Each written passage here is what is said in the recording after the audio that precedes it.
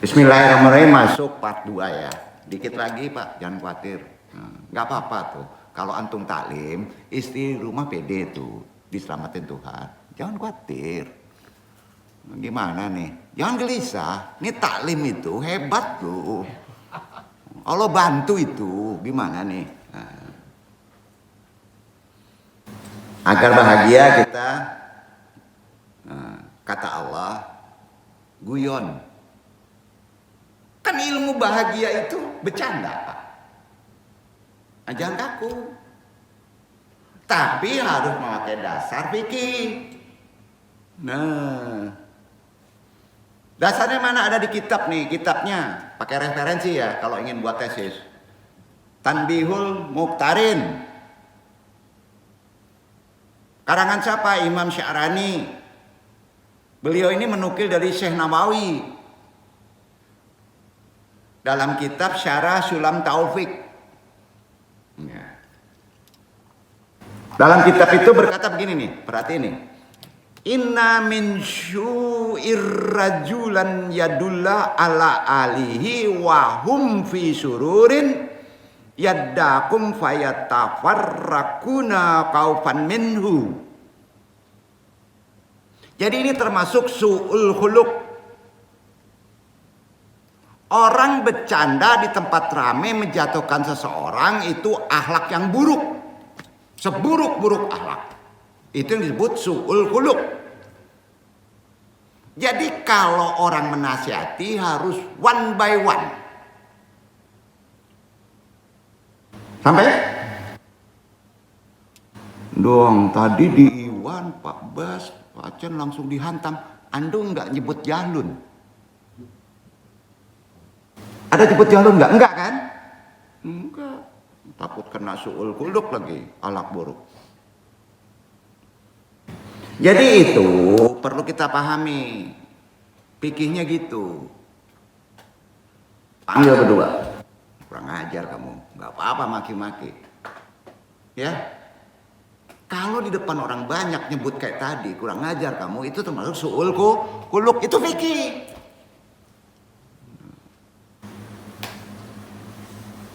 Karena namanya senang itu mahal, farah namanya. Gembira itu mahal, bro. Pak Bas berapa hari nggak gembira kan? Nggak farah kan? Betul kan? Udah berapa lama? Berarti gembira itu mahal kan? Itu. Makanya kalau ada 1 miliar bisa dibeli gembira, kita beli tuh. Farah namanya. Mahal bergembira itu. Cara paling mudah ya bercanda. Jadi gembira bercanda itu sampai menjadi perintah khusus dalam Al-Quran loh. Cari aja sendiri ayatnya. Kul bifadillahi wa birahmatihi fa bijalika falyatrahu huwa khairun mimma yazmaun. Katakanlah dengan karunia Allah dan rahmatnya hendaklah dengan itu bergembiralah antum.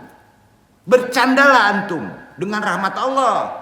Karunia Allah, rahmatnya itu adalah lebih baik dari apa yang mereka sedihkan dan mereka kumpulkan. Jadi gini, kalau antum belum dibayar uang antum, udah bercanda aja, ngekek aja ketawa, tapi jangan sendirian. Gitu. Itu rahmat Allah, kira-kira gitu ya. Nah, ya gitu ya. Jadi bercanda senang perintah Allah. Duduk. Ekspresi senang paling gampang ya bercanda, betul kan? Jadi bercanda harus pakai fikih. Sesungguhnya orang soleh-soleh juga bercanda. Farah bi'alillah wa binama. Supaya senang di dunia itu masih banyak nikmatnya daripada masalahnya. Percaya enggak? Di dunia ini banyak senangnya daripada masalahnya. Itu itikad. Kalau antum enggak menanamkan itu, maka antum menanamkan masalahnya ada, antum putus asa namanya.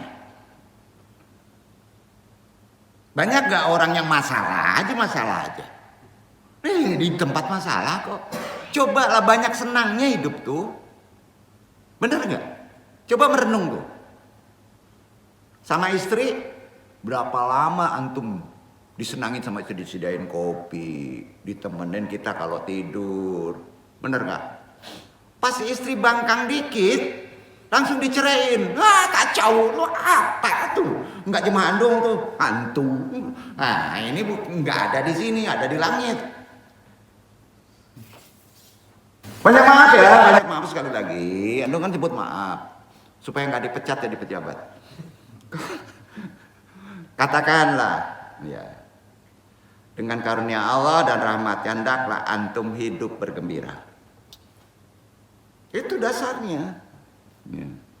Jadi farah itu mahal karena dari Allah. Supaya kita bisa gembira di dunia, prinsip kita harus pakai. Dunia itu banyak senangnya daripada susahnya. Coba renungin. Ya, susahnya misalnya sholat, sebentar kan, waktunya terbatas. Kalau dugem, bisa 3 jam bro, lama itu. Terus dugem seneng aja kan, lupa sama sholat yang sebentar kan. Nah, ya, gitu. Betul kan? Bercanda itu bukan hal yang adat, bukan. Bercanda itu bukan adat loh. Oh, kok pelawak aja kok. Adatnya macam itu, salah tuh. Salah tuh. Orang yang ma'rifatnya tinggi pasti senyum mukanya. Duduk. Jadi gini, ada masalah nggak ada masalah, senyum aja antum. Contohnya di sini ada tuh Iwan tuh senyum aja terus. Takutnya senyum itu karena John nyaman, kan itu kacau juga Pak. Jangan, harus diilmui. Kok dijatuhin lagi, enggak lah. Ya. Jadi jelas, bercanda itu bukan hal adat tetapi ibadah. Maka tertawa pun akan menjadi ibadah kalau antum mengilmuinya. Imam Al-Ghazali yang terkenal khusyuk, seorang sufi, meriwayatkan sebagai berikut. Inna min kiyari umati fima nabanil mala'ul ala qauman yadakuna zahron min saati rahmatillah wa yabkhuna shiron min kaufi azabih. Umatku pilihan sesuai yang saya dapatkan dari mala'il ala, itu kaum-kaum yang selalu tertawa. Jadi tertawa itu ibadah, kata Imam Al-Ghazali. Ya, betul kan? Ya nggak apa-apa, makanya orang Nahdlatul Ulama karena ngedalami fikihnya terlalu tinggi, fikih ketawa semua. Ini bukan menyudutkan mereka, tapi dalam konteks rohani harus kita pahami keilmuannya. Duduk ya. Nah, sekali pas orang Minangkabau pas ngaji kaku. Fikih tawanya nggak keluar, makanya bingung gitu. Adat. Sampai. Jadi gimana? Apa kamu diserang gitu? Kalau nggak ada ilmunya gimana menyerang antum? Dasar kita yang sampaikan ini ada ilmunya kan? Ada. Ada fikihnya kan? Ada ayatnya. Al-Ghazali aja menyebut begitu.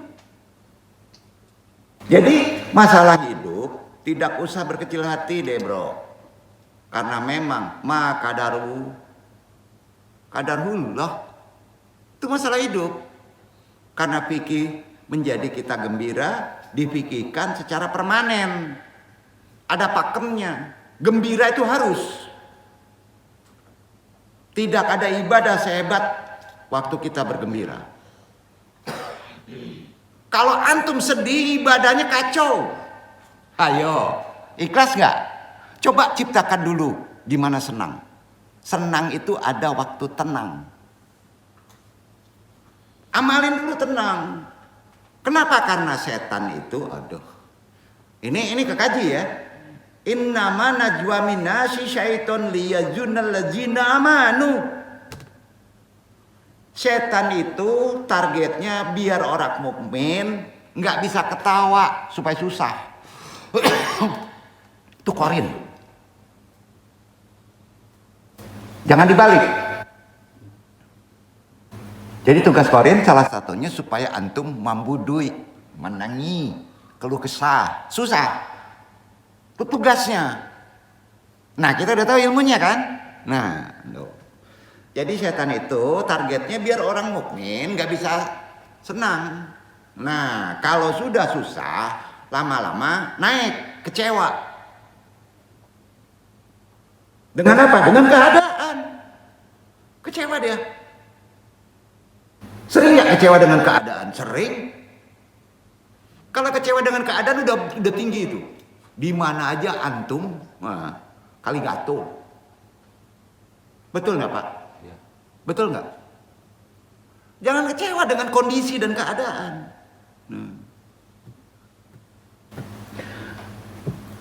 Jadi mohon maaf, orang yang sangat keras atau tidak ridho, tidak rela dengan qada qadar Allah, ya. Sekali lagi tidak ridho dengan qada qadar Allah, ancaman hidupnya menjadi berat. Tidak terima takdir Allah. Tidak terima saya disusahkan sama Allah. Ancaman Allah berat.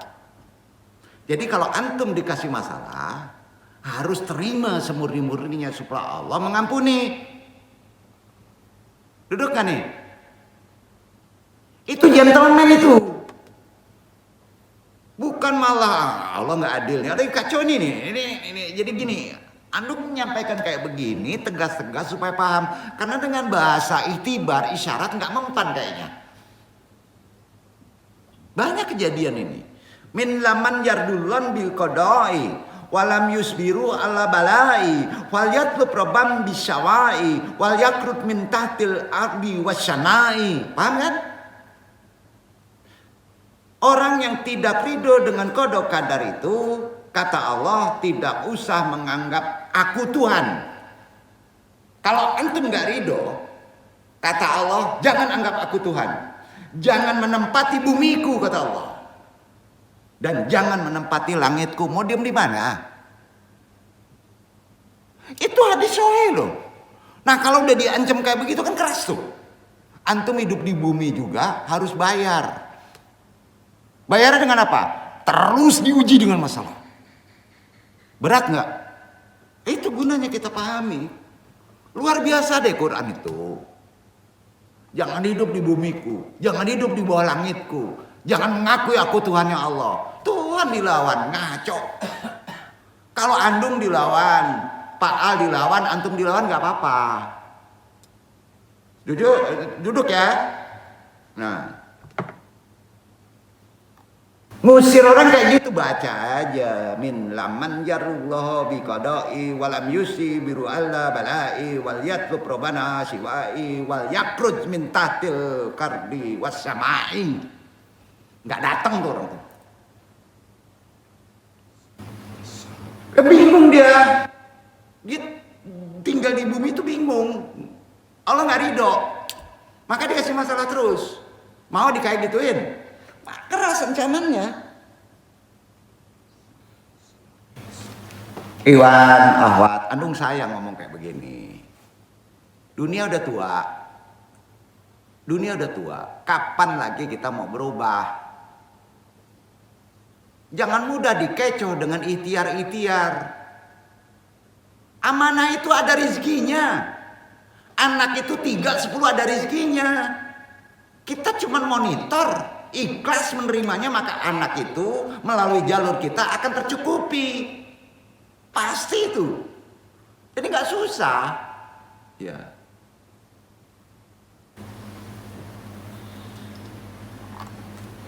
Jadi orang yang tidak ridho dengan Allah itu tidak boleh menempati bumi.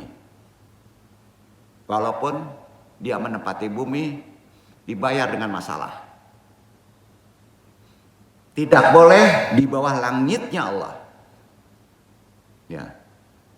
Walaupun dia diam di bawah langit Allah, maka terhimpit kepalanya. Masalah terus.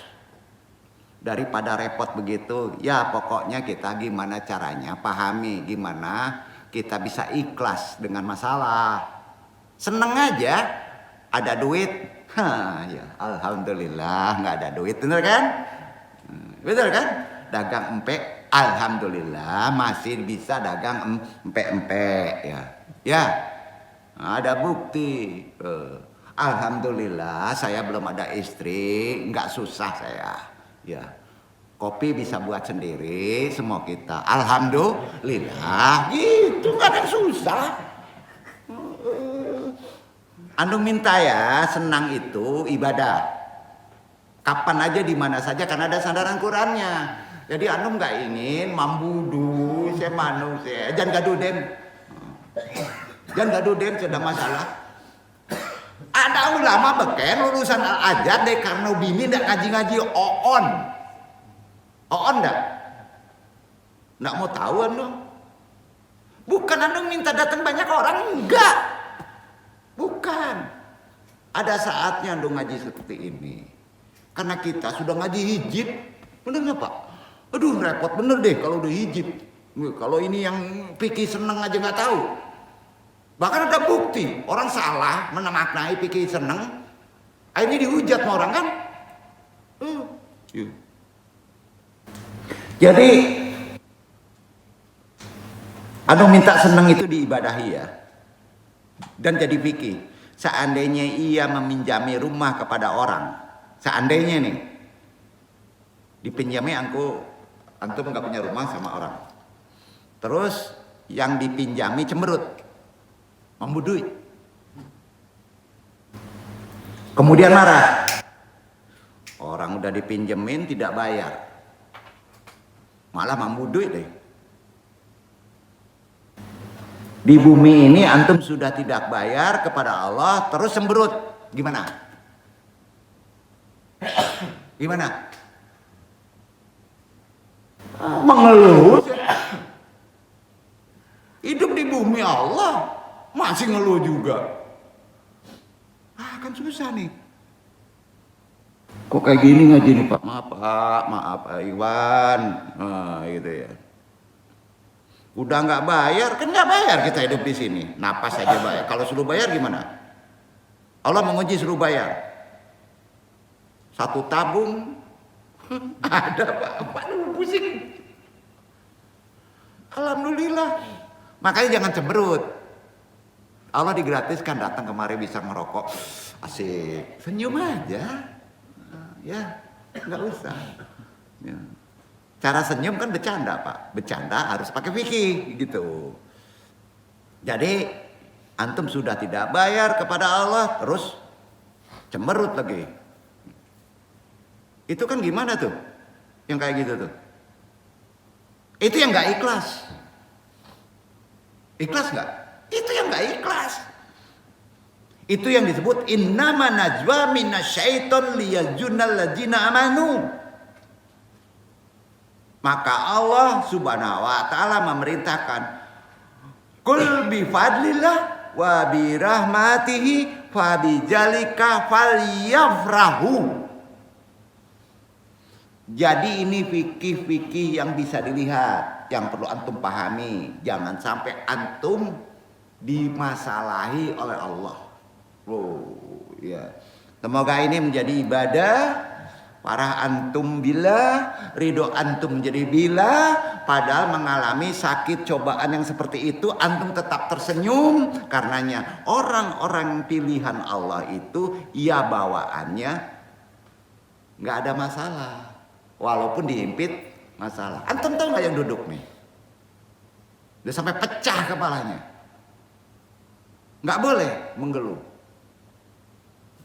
Saya ini duduk ini ngadu kemana? Bingung. Bingung. Cobalah sekali-kali, makanya Anung hanya ingin satu aja. Mudah-mudahan Ikhwan Aceh ganti di sini. Sampai mudah-mudahan punya majelis. Pak Al juga punya majelis. Ikhwan Riki juga punya majelis. Maka masalah antum kurang, antum bisa bergembira, percayalah. Itu poinnya. Jadi imam ulun apalah. Anda kan suruh jadi wali. Ini enggak wali nagari le. Bukan wali nagari, wali Allah. Kan kita khalifatullah. Coba bawaannya gembira, bawaannya nyaman. Semoga semua menjadi ibadah, menjadikan ad-darajatul ula fil jannah. Hidup di dunia tapi derajat antum surga. Sampai? Karena dalam setiap keadaan apapun kita harus bisa melihat sisi positif dari sebuah masalah, sebuah peristiwa yang mungkin terasa sangat menyedihkan. Nggak ada. Karena di Al-Baqarah 286 nggak ada yang sedih itu. Antum bisa menyelesaikannya. Kuncinya kalau ingin hidup bahagia jangan ingat pada masalah. Poin? Jadi supaya nggak ingat masalah, mabok katanya. Wah, ngaco, nggak mabok. Kan ada orang mengkebiri badan, itu fisik, titipan Allah dirusak. Supaya kan banyak orang salah jalan, betul Pak Bes? Betul. Ya kemana nih ngaji? Nggak mau tahu, dulu capek dulu. Kalau ingin hidup bahagia jangan ingat pada masalah, tetapi ingat kepada rahmat yang luas dari Allah. Tuh. Itu sebabnya kita harus selalu bersyukur. Itu kunci syukur. Tambah dikit lah ya. Kapanpun dan dalam kondisi seperti apa saja, fadguru naimallah lakama. Ingatlah kenikmatan yang telah diberikan oleh Allah. Itu poinnya. Ingat apa yang sudah diberi nikmat dari Allah. Kalau antum ada masalah, adil lah. Berapa lama antum disehatkan? Berapa lama antum bisa merokok? Berapa lama antum dikasih duit? Dikasih masalah sedikit, antum mengeluh, ngadu ke andung. Gitu ya. Kok gregetan ya? Fadkuru naimallah lakama. Ingatlah kenikmatan yang telah diberikan Allah itu banyak banget Pak. Dalam menghadapi kehidupan yang sulit, kita harus pandai untuk meningkatkan rasa gembira. Misalnya pada saat kita miskin, pada saat kita terpaksa makan makanan sederhana seperti nasi dengan tempe saja, nggak ada rendang, ya bilang saja kita hidup juhud. Nah susah banget sih, ini lagi juhud gitu kan. Iya kan? Setelah bisa makan dengan hidangan enak, pakai rendang di rumah makan keren gitu, kita ngucapinnya syukur. Kan itu fikih. Intinya dalam situasi apapun kita harus bisa melihat sisi positif. Intinya kan itu. Lihatlah semuanya dalam masalah itu sisi positifnya dalam kehidupan kita. Itu perintah Allah Subhanahu wa taala loh. Yaitu ingat di sisi rahmatnya, itu maksudnya. Ingat sisi rahmatnya, karena sekali lagi dalam menghadapi masalah, kehidupan apapun masalahnya, tak boleh putus asa. Allah mengetahui apa yang akan kita lakukan. Udah tahu itu. Kenapa seseorang menjadi putus asa, jadi pesimis, jadi khawatir menghadapi hidup ini, padahal hanya permasalahannya kecil loh. Habis kuota aja bingung. Banyak. Gara-gara habis kuota, perang sama bini kan kacau tuh. Kan masalahnya kecil sebenarnya. Jadi mau jajan uang nggak cukup, silaturahim mau gratis terus maunya kan. Jadi firman Allah tentang ketenangan dalam menghadapi situasi sulit. Ya, firman Allah ya, situasi sulit. Baru setelah amalan tadi qiyamul lail, duha, membaca doa yang mengandung ijazah. Tutup ya. Doa yang ditutup ini nih. At-Taubah ayat 40. Iqra Iwan. Itu doa tutupnya. At-Taubah ayat 40.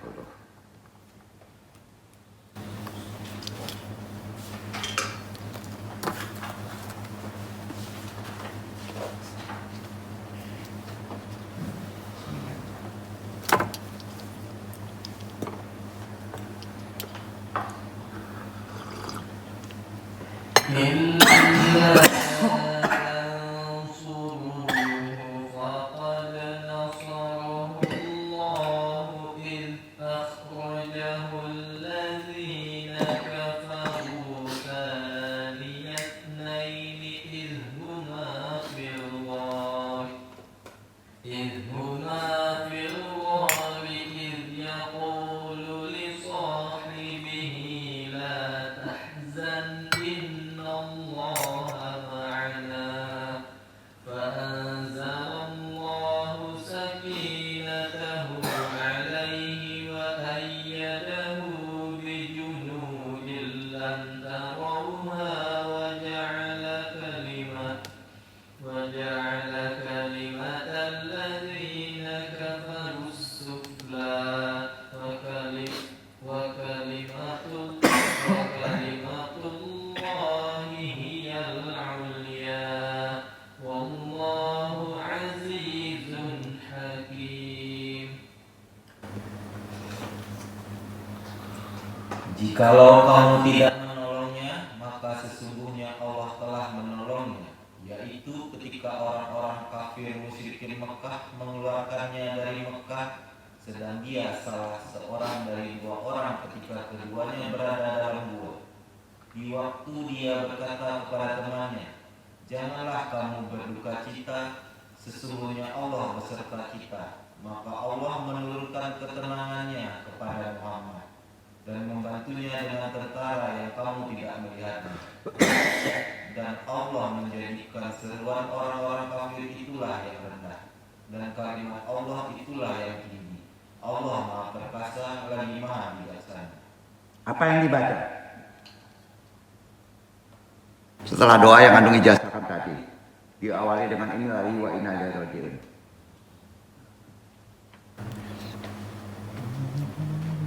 Wallahu azizun hakim. Itu dia. Ganjil ya.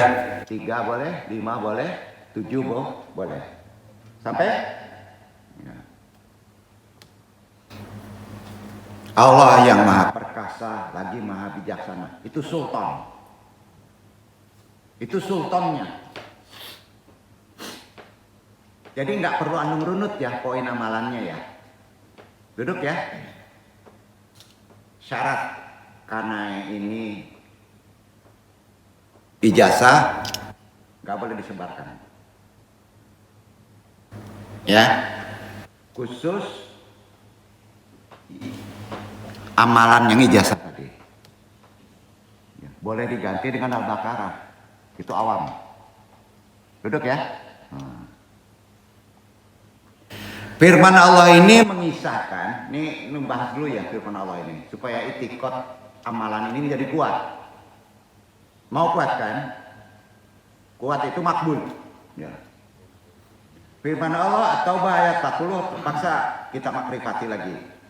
Itu peristiwa ketika Rasulullah dan Abu Bakar bersembunyi di Gua Sur. Maka turun ayat ini. Dikejar-kejar oleh kaum Quraisy kafir. Ya kan? Saat itu para Quraisy yang mengejarnya sudah berada tepat di depan pintu gua. Tentara Allah yang menyelamatkannya apa? Lawa-lawa. Allah itu menolong kita dengan segala persoalannya. Nggak boleh tahu antum. Bisa aja cacing nolong kita. Betul kan? Kata cicak nggak ada yang tahu. Jadi kalau antum jomblo ditolong Allah, antum nggak tahu siapa yang nolong, bukan antum. Sampai gimana tuh Kaji?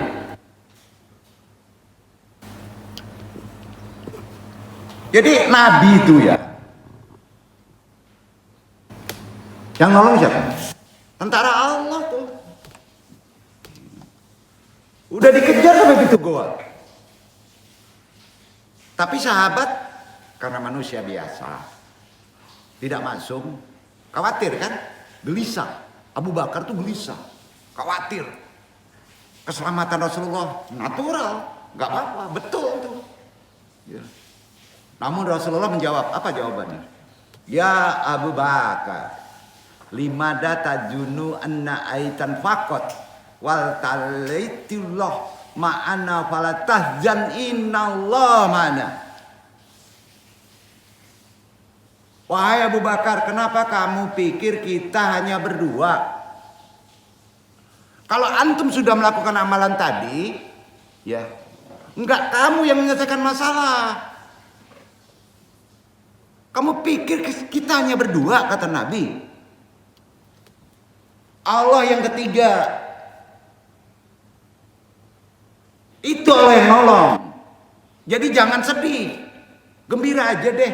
Sesungguhnya Allah bersama kita. Poinnya tepat nggak?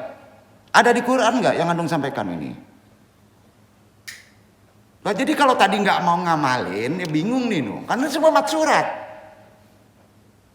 Andung kemarin hijib ke hijib. Enggak juga diamalin hijib, maka coba masuk mat surat. Ya udah deh, kasih yang paling tinggi aja deh. Ya Allah, mudah-mudahan para pengamalnya ini lurus niatnya. Itu aja dong doa.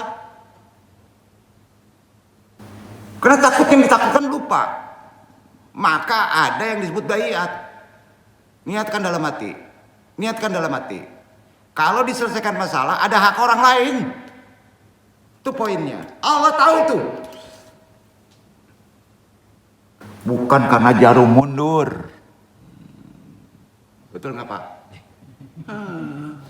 Itu metode yang ngasih tahu Quran. Makanya jadi andong lah.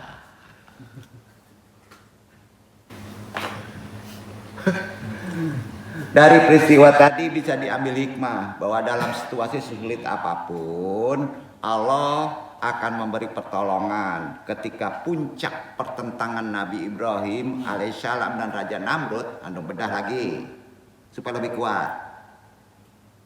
Antum nggak sendiri kalau benar amalannya, pasti Allah nolong. Nih Nabi Ibrahim dengan Raja Namrud ya, timbul pertentangan perkara ketuhanan. Diabadikan di Quran nih, dan ini benar peristiwanya. Langsung aja nih, ia akan dihukum dengan cara dibakar hidup-hidup. Nabi Ibrahim itu kan, nah. Singkat cerita, kayu bakar yang banyak telah disiapkan, api telah dinyalakan dan berkobar-kobar. Saking besar dan panasnya apinya, pengawal yang akan melempar, yaitu bapak agama samawi Nabi Ibrahim alaihissalam, sampai kewalahan. Karena apinya gede. Bingung tuh. Gimana cara ngebakarnya? 500 meter aja udah panas hawanya. Akhirnya dibisikin sama udah iblis. Iblis ngebisikin tuh ke Raja Namrud. Bikin manjanik tahu gak? Ketepel besar. Namanya manjanik. Buat ketepel besar. Ditaruh di ketepel Nabi Ibrahim tuh. Ini idenya datangnya dari iblis. Dengan manjanik itulah jasad Nabi Ibrahim, tubuhnya dilemparkan ke gunung api yang menyala-nyala berkobar-kobar. Kita sama tahu dalam sejarah ini, dan Allah yang memberitahu. Kemudian Nabi Ibrahim diselamatkan oleh Allah. Betul kan? Apinya menjadi dingin. Dasarnya apinya panas. Yang membuat api Allah. Kalau Allah berkehendak dingin ya dingin. Logika kita nerima kan? Iya kan? Dingin. Akhirnya kalau dingin kan nggak bakar. Nah, begitu juga masalah. Jadi jangan dibuat pusing, gembira aja deh. Pakai ayat Allah. Itu poinnya. Namun bukan di situ titik fokus kajian andung tuh, bukan. Bukan itu. Itu sejarah yang wah gitu. Isra Mi'raj kan sejarah, kalau wah itu gimana kita bisa terbang ke langit kan? Bukan itu titik masalahnya. Nah, ada dua hewan pada waktu mau dibakar itu.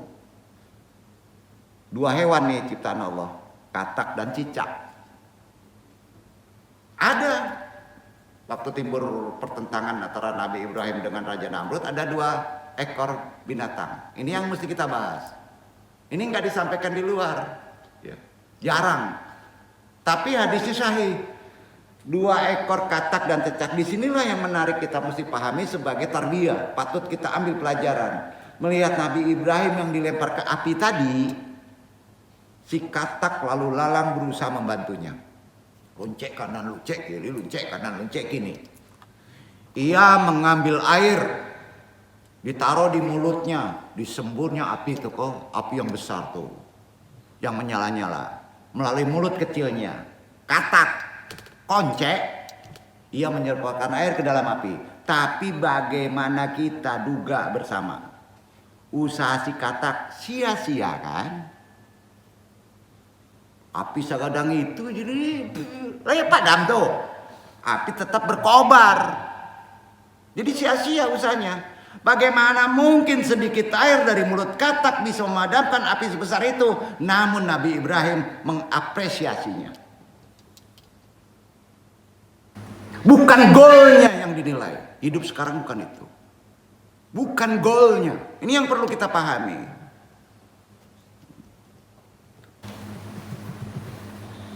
Komitmen katak dalam membelanya. Itu poinnya. Beduk. Begitu juga kita dalam masalah. Paham nih? Kalau nggak paham bingung nih. Komitmennya. Bahwa antum harus hidup benar. Itu komitmennya.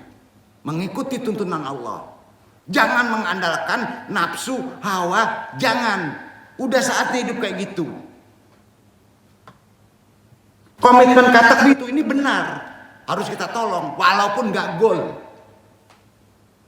Membelanya. Walaupun nggak ngefek. Ngefek nggak? Enggak. Sagadang kok. Ayo, lemadam enggak ada efeknya. Berbeda dengan cicak. Makanya sampai sini kena fikih gara-gara sejarah ini. Sunnah Rasul ada cicak bunuh, jangan, pahami dulu. Cicak itu malah justru meniup-niup api. Supaya tambah gadang. Dua beda pendapat itu. Yang satu si katak nolong, si cecak menolong Raja Namrud. Paham ya? Diambu-ambu itu, niup api. Supaya lebih besar nyalanya dari mulut yang kecil. Logika kita pun tahu. Enggak ngefek, sia-sia cecak. Betul? Enggak ada efeknya. Artinya busanya sia-sia. Tidak ada ngefek sama sekali. Maka dalam sejarahnya beberapa riwayat ada informasi yang perlu kita pahami dan ini benar dari Sayyidah Aisyah radhiyallahu anha pernah ditembaki itu cecak. Betul. Sayyidah Aisyah tuh. Hewan itu selalu ditembaki. Arti kata menembaki cecak waktu itu Aisyah dengan alat zaman itu. Anda nggak tahu alatnya apa. Kalau kini kan jokaret, jokajai, tak, gitu kan? Iya. Jadi Sayyidah Aisyah ini mengimplementasikan bahwa cicak itu memang hewan yang tidak benar. Tapi sebenarnya ditegur sama Nabi akhirnya. Karena dia tahu sejarahnya dari Raja Namrud. Jadi karena dapat sejarah ini dipraktekkan sama orang sekarang. Kalau antum membaca iktibar, kenapa cecak merayap di tanah, di bawah? Anda tahu? Ini yang perlu kita pahami dalam konteks kekinian. Ya, dalam konteks kekinian. Berarti dia tidak hidup di habitatnya. Berarti ada permasalahan di rumah itu yang harus diselesaikan. Secara apa? Agamaisnya tinggikan. Paham ya? Ini poin. Nah ini nggak perlu jabarkan lebih dalam lagi. Ya. Namun demikian dari kedua kisah tadi kita menjadi tahu poin pentingnya, yaitu Dari mana titik pijak kedua hewan tersebut? Berpihak kemanakah perjuangan mereka selama hidup? Si katak berpihak kepada Nabi Ibrahim dan si cicak berpihak kepada Raja Namrud. Meski apa yang keduanya lakukan gak ada efeknya sama sekali, tapi spirit nilai pembelaan menjadi penting dalam sebuah perjuangan. Contohnya, jika ada orang mengejek kita dengan meludahi dari jarak 10 meter, jarak 10 meter, buah. Antum marah nggak? Marah. Walaupun ludah itu nggak kena pada kita. Betul kan? Komitmen meludahnya bukan golnya ludah kena ke kita. Sampai? Nah itu dia. Meski ludah itu tak sampai mengenai kita, apakah itu membuat marah? Jelas kita marah. Jadi bukan pada golnya. Kata goblok itu bukan pada golnya. Hatinya udah kebaca sama orang yang paham. Ya. Karena nggak ngerti fikih. Tetapi pada dari mana titik pijak komitmen orientasi dimulai. Walhasil dari sini kita belajar bahwa dalam perspektif agama, perjuangan yang kita lakukan dalam hidup ini sesungguhnya ditentukan bukan oleh hasil akhir. Apakah antum setelah dibayar hak antum, setelah antum dapat istri itu kan ada gol, akan selesai masalah? Tidak. Bukan itu. Hidup itu mah salah. Hati-hati. Jadilah tarbiyah masalah itu supaya dikasih masalah lagi menjadi kita pandai mengatasinya dengan senang. Poinnya itu. Ini kalau udah selesai ini diselesaikan orang, clear semuanya. Alhamdulillah. Betul, alhamdulillah. Apakah akan selesai masalah? Jangan-jangan diselesaikan masalah itu tambah ruwet antum. Ada nggak? Banyak. Jadi jangan berpikir gol akhirnya. Bukan hasil akhir. Bukan. Penting yang disampaikan. Tetapi titik pijak, titik pihak kita terhadap segala sesuatu. Arti kata, apakah kalau diselesaikan antum akan bertindak benar? Akan menolong yang miskin? Itu poinnya. Akan menyelesaikan utang-utangnya 100 poin yang benar. Tuhan tidak menilai kita apakah nanti berhasil atau tidak, menang atau tidak. Tetapi apakah kita berjuang membela nilai-nilai kebenaran secara agama atau tidak. Itu yang dinilai Allah. Memperjuangkan suatu kebenaran itu cita-cita yang mesti diyakini dalam kehidupan sekarang. Itu poin. Karena semenjak itu fikih menyimpulkan berkontribusi itu tidak harus menyelesaikan masalah. Itu kajinya. Tidak. Ada saatnya kita serahkan kepada Allah secara titik yang benar. Begitu juga dalam memahami petunjuk wahyu dari Al-Quran. Penting kita memahami ilmu balaghah. Oh, tambah naik lagi kaji. Dikit lagi ya. Biarinlah, pusing-pusing. Istri aman insya Allah Pak. Aman. Kita kaji balaghah dikit lagi ya. Dalam ayat ke-18 surat Al-Baqarah 18 ya. Sum, mum, buk, yun, fahum, layar, jiun. Betul kan? Ulang. Al-Baqarah 18. Sum, mum, buk, yun, fahum, layar, jiun. Artinya mereka itu tuli, bisu, buta sehingga mereka tidak dapat kembali. Secara lafaz maknanya tuli, pakak, dulu pakak juga kan, bisu, buta. Secara fisik bukan itu.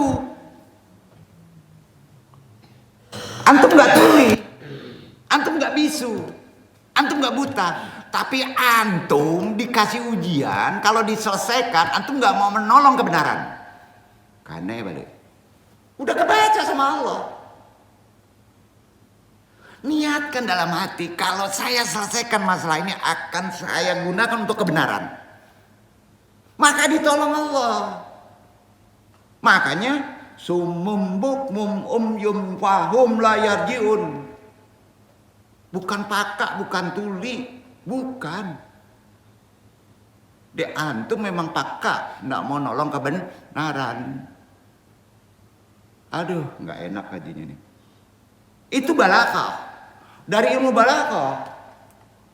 Jadi agar kita tidak salah paham dalam kaji ini, dan jangan marah kalau dikritik orang banyak. Mereka yang dikatakan tuli karena tidak mau mendengarkan kebenaran, dikatakan bisu karena tidak mau berbicara kebenaran, dikatakan buta karena tidak mau melihat kebenaran. Karenanya di kitab Balaghah Jauhar Al-Maknun mencapai inti dari apa yang tersembunyi di hati antum, diajarkan tasbih. Tasbih. Jika orang ganteng dikatakan di Quran anta kal badrun. Orang gantengnya biasa anta kal badrun. Artinya kamu seperti rembulan.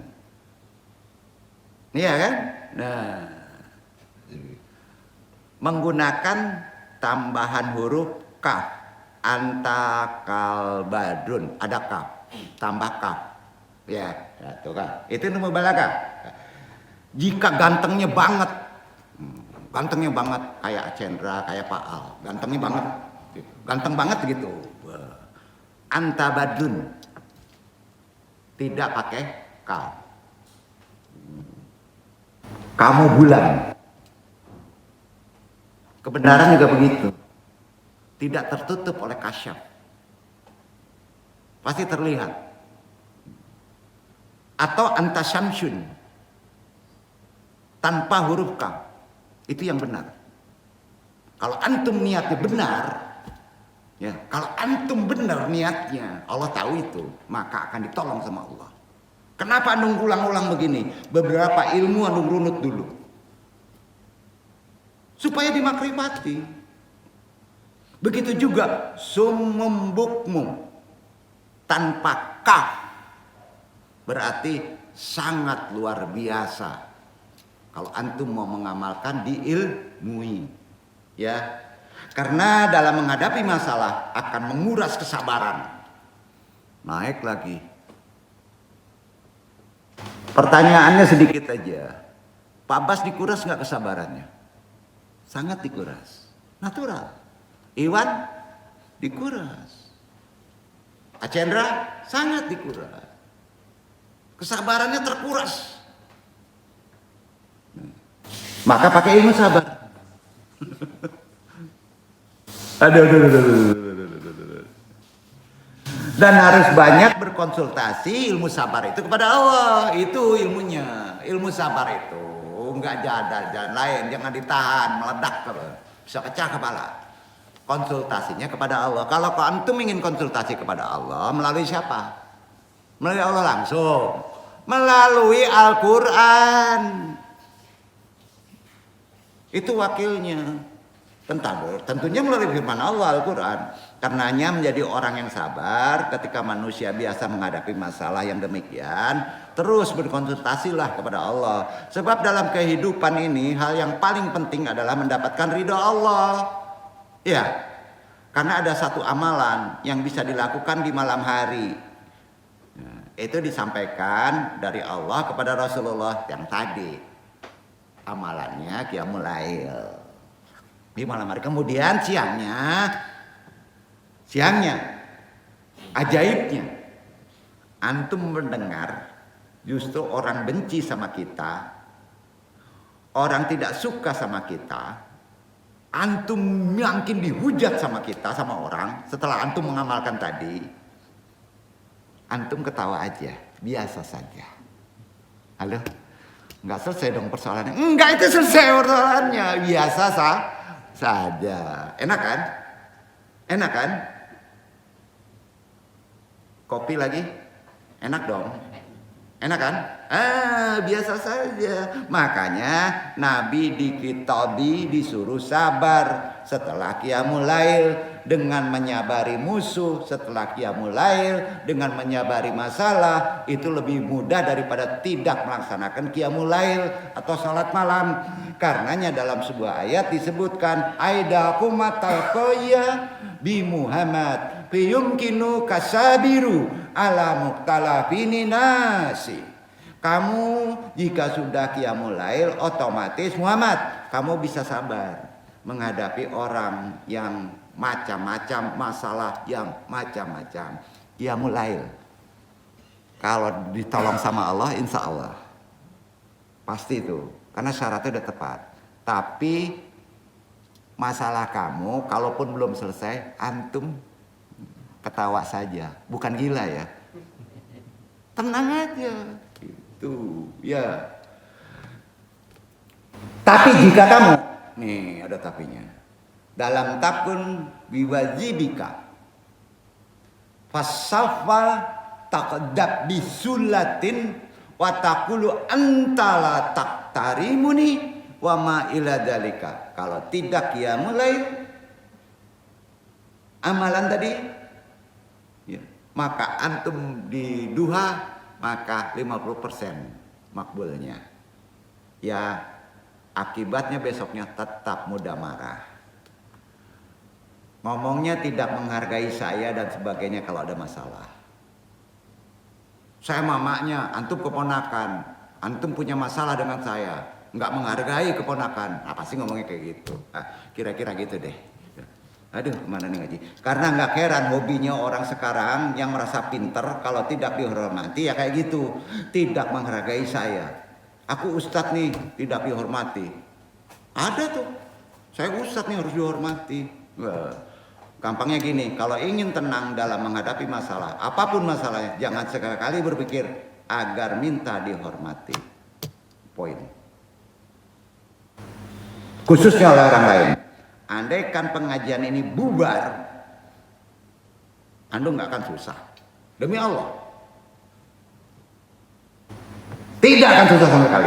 Seandainya tidak dikehendaki untuk mengajar lagi, Anda akan mengerjakan ibadah yang lain. Itulah amalan yang bisa menumbuhkan rasa sabar di dalam diri. Insya Allah tidak akan tenang walaupun banyak masalah. Kalau antum tidak sabar. Karena dalam menjalani kehidupan di atas dunia ini nggak mungkin nggak ada masalah. Paham sampai sini ikhwan? Mudah-mudahan bermanfaat. Wallahu a'lam bishawab. Wassalamualaikum warahmatullahi wabarakatuh.